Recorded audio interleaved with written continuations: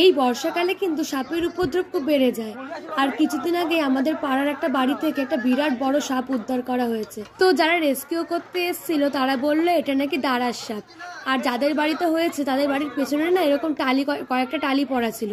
তো টালিগুলোর ভেতরে সাপটা লুকিয়েছিল। ওখানে সবাই তো ভয় পেয়ে গিয়েছিলাম। আর তখনই ওনাদেরকে ফোন করা হয় আর ওরা এসে সাপটাকে বের করে। আরে আপনারা একটু চুপ করলে ভালো হয়।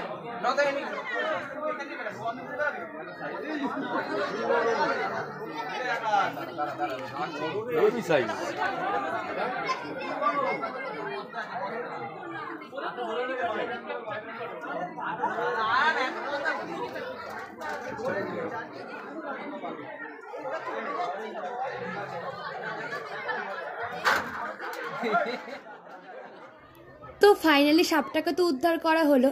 আর সবাইকে বলছে খুব সাবধানে থেকো, বাড়ির আশেপাশটা যতটা পারবে মানে পরিষ্কার পরিচ্ছন্ন রাখার চেষ্টা করো। আর আমরা তো এটা দেখার পর এতটা ভয় পেয়ে গিয়েছি, বাড়ির আশেপাশে খালি ব্লিচিং পাউডার, ফিনাইল এসব ছড়িয়ে যাচ্ছে। যাই হোক, আজকের ভিডিওটা এইটুকুই। সবাই খুব ভালো থেকো, সুস্থ থেকো। দেখা হচ্ছে নেক্সট ভিডিওতে। টাটা।